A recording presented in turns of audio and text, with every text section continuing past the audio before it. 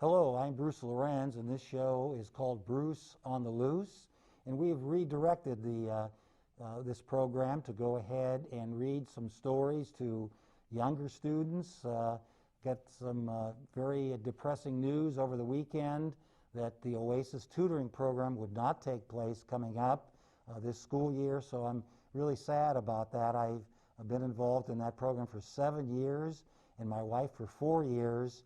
But we will hope that things get better, and down the road we can do that again. I hope Olive and Aiden can watch today. They certainly are avid participants of this show, and wearing my mask is really a good situation because it protects other people. If I go back to school, it protects the bus drivers and the cafeteria workers, secretaries, and certainly any aides and our teachers and just custodians, everyone in the building, the adults and my friends. It protects them, and I hope you will go ahead and use your mask as you go ahead and continue to go. I'm going to take mine off now so I can be heard a little bit better. And we have 2 books today. The first is Ferdinand the Bull, and the author of that is Murano Leaf, and Robert Lawson does the drawing and illustrations. And this book, again, has been around our household for some time, and I hope you enjoy it. Once upon a time in Spain, and that is a country in Central Europe, a long, long way from the United States, there was a little bull, and his name was Ferdinand. All the other little bulls he lived with would run and jump, butt their heads together. So they were pretty frisky. He liked to just sit quietly and smell the flowers. He had a favorite spot out in the pasture under a cork tree. It was his favorite tree, and he would sit in its shade all day and smell the flowers. Sometimes his mother, who was a cow, would worry about him. She was afraid he would be lonesome all by himself. Why don't you run and play with the other little bulls and skip and butt your head, she would say. But Ferdinand would shake his head. I like it better here, where I can sit quietly and smell the flowers. His mother saw that he was not lonesome, and because she was an understanding mother, even though she was a cow, she left him just sit there and be happy. As the years went by, Ferdinand grew and grew until he was very big and strong. All the other bulls who had grown up with him in the same pasture would fight each other all day. They would butt each other and stick each other with their horns. What they wanted most of all was to be picked to fight at the bullfights in Madrid. But not Ferdinand. He still liked to sit just quietly under the cork tree and smell the flowers. One day, 5 men came in very funny hats to pick the biggest, fastest, roughest bull to fight in the bullfights in Madrid.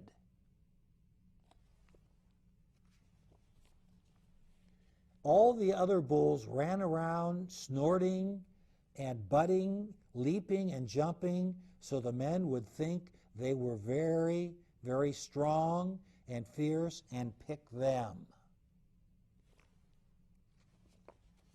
Ferdinand knew that they wouldn't pick him, and he didn't care. So he went out to his favorite cork tree and sat down. He didn't look where he was sitting, and instead of sitting on a nice, cool grass in the shade, he sat on a bumblebee. Well, if you were a bumblebee and a bull sat on you, what would you do? You would sting him, and that is just what the bee did to Ferdinand. Wow, did it hurt? Ferdinand jumped up, and with a snort, he ran around, puffing and snorting, butting and pawing the ground as if he were crazy. The 5 men saw him, and they all shouted with joy. Here was the largest and fiercest bull of all, just the one for the bullfights in Madrid. So they took him away for the bullfight day in a cart. And all the lovely ladies had flowers in their hair. They had a parade into the bull ring. First came the bandoleros with long, sharp pins with ribbons on them to stick in the bull and make him mad. Then there was the matador. Oh no, next came the pedacaries, who rode skinny horses, and they had long spikes to stick in the bull and make him madder. Then came the matador, the proudest of all. He thought he was very handsome and bowed to the ladies. He had a red cape and a sword and was supposed to stick the bull last of all. Then came the bull, and you know who that was, don't you? It was Ferdinand. They called him Ferdinand the Fierce, and all the bandoleros were afraid of him, and the picadores were afraid of him, and the matadors were scared stiff. Ferdinand ran into the middle of the ring, and everyone shouted and clapped because they thought he was going to fight fiercely and butt and snort and stick his horns around. But not Ferdinand. When he got to the middle of the ring, he saw the flowers in all the lovely ladies' hair, and he just sat down quietly and smelled.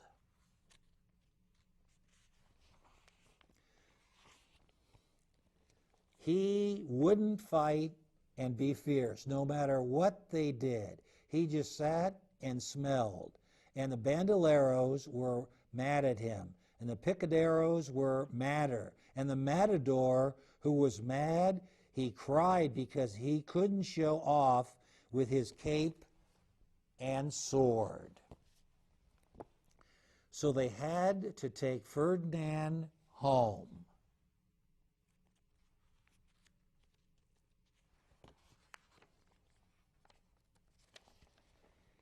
And for all I know, he is sitting there still under his favorite cork tree, smelling the flowers just quietly. He is very happy. Well, that concludes the book of Ferdinand the Bull, and you know, it kind of reminds me of one of the little guys I have here on my tie. It reminds me of Winnie the Pooh. And Winnie the Pooh, of course, is really hyper-focused on honey. He will do anything to get honey, and it's always on his mind. Well, Ferdinand, he really was a very laid-back bull, and he loved to smell flowers under his favorite cork tree. So I guess if you really know what you want and are really focused and really attentive to that, then that's okay. You really don't want to deviate. They thought for a minute, because the bee stung Ferdinand, he was ferocious and would be a good bull to charge the matador. Really, he wasn't. And Winnie the Pooh, they can get him to do other adventures, but he still can't wait to get that honey. He sure is plotting and planning and doing all sorts of schemes to get more honey.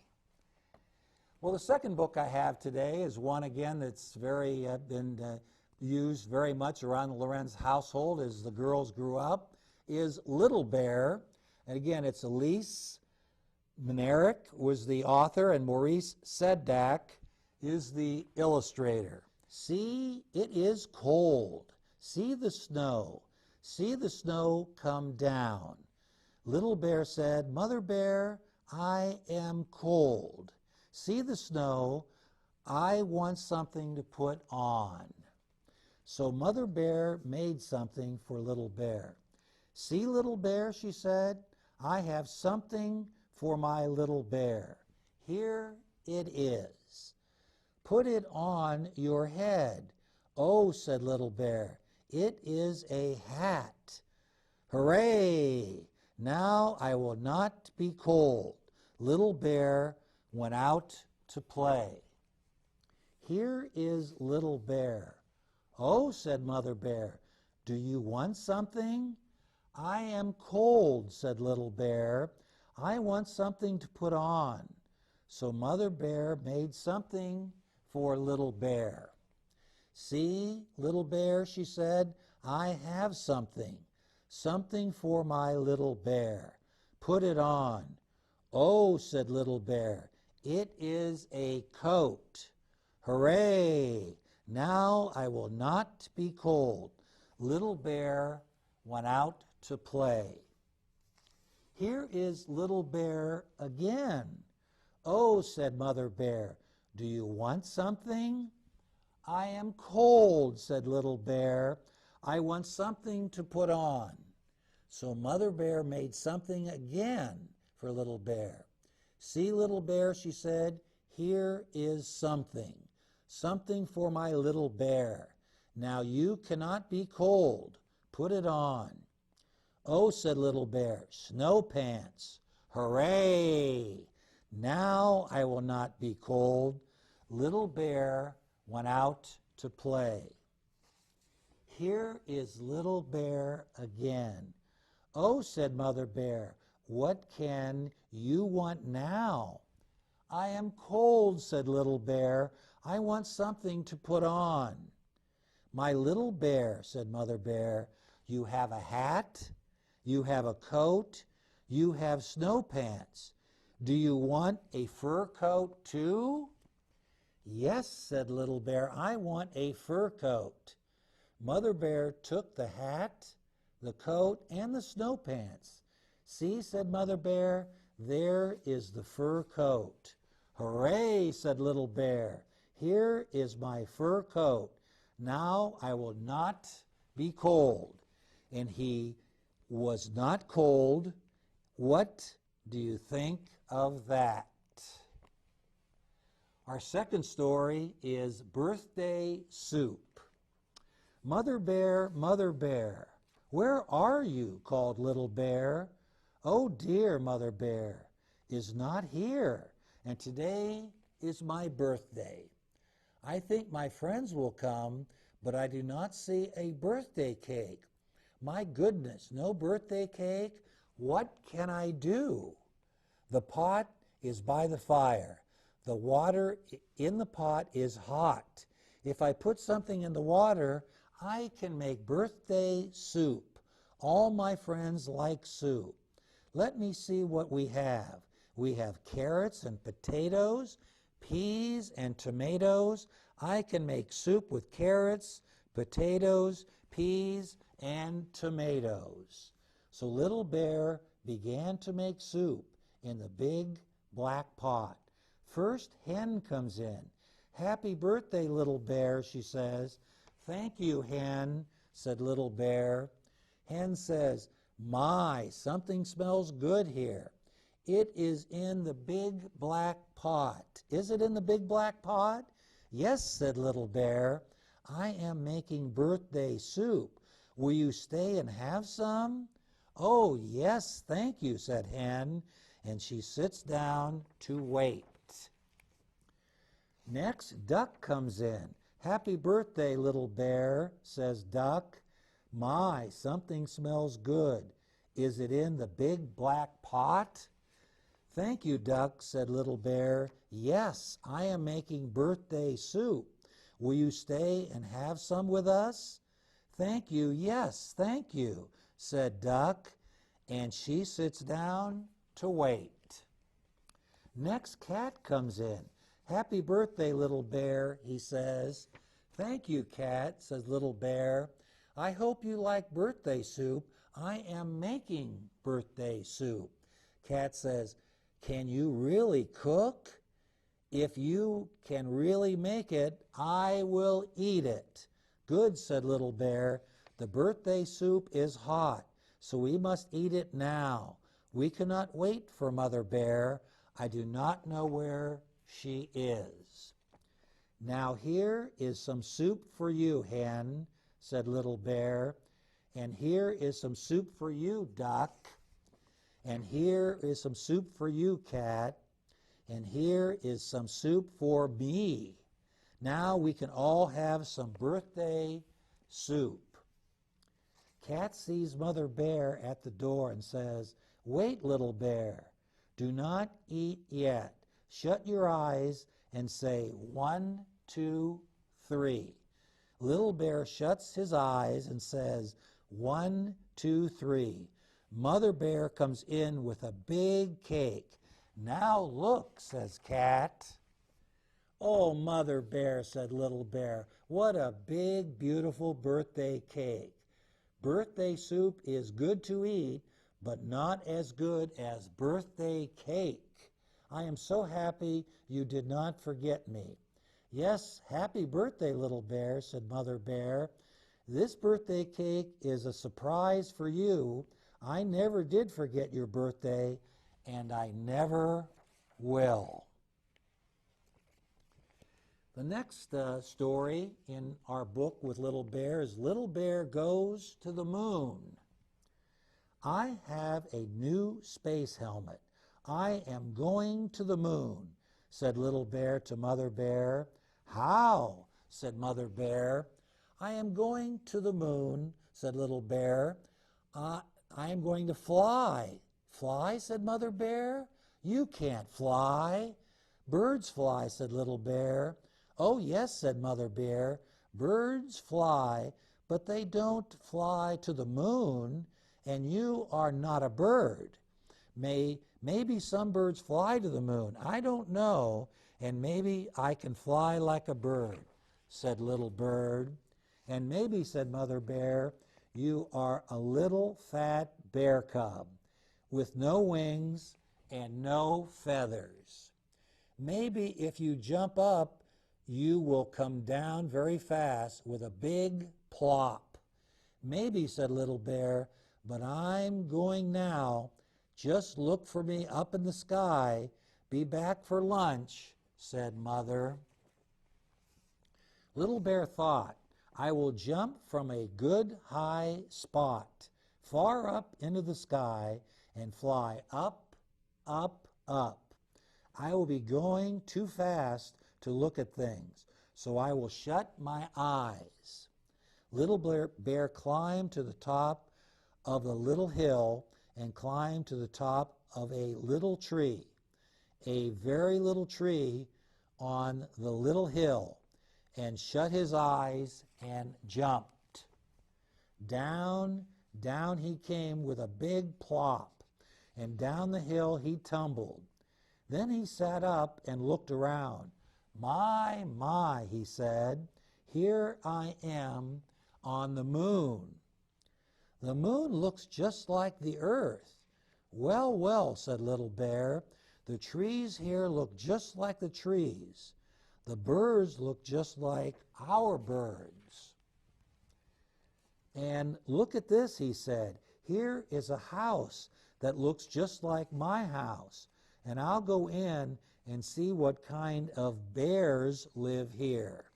Look at that," said Little Bear. "Something to eat is on the table. It looks like a good lunch for a little bear." Mother Bear came in and said, "But who is this? Are you a bear from Earth?"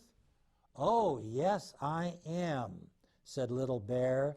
"I climbed a little hill, I jumped from a little tree, and I flew here just like the birds." "Well," said Mother Bear, "my little bear did the same thing. He put on his space helmet and flew to Earth, so I guess you can have his lunch." Little Bear put his arms around Mother Bear. He said, "Mother Bear, stop fooling.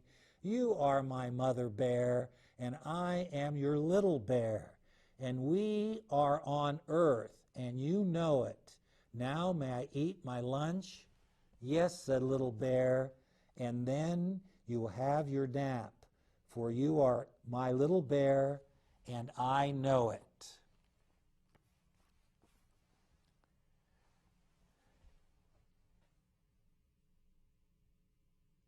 Well, that was really interesting. Certainly that last story tells us there's no place like home, and it's really good to imagine and create things and make things out of your thoughts and your plans, what you have in store. And again, if there's anyone out there, any little boy or girl that wants to write a story, I'd be more than happy to read that story here at WCTV. And maybe you could even combine in social distancing with a friend and illustrate that book, because I know some students are very good artists, and that would really help seeing the book, and I could go ahead and read that with again, one author and maybe a different illustrator for that. And also the trip is really good that Little Bear is thinking about going to other places. And when it's safe and when we can go ahead and venture out, it's really very nice to see how other people live in other states and other countries, and we can take some of those things that other people have and utilize them. And I appreciate you viewing Bruce on the Loose.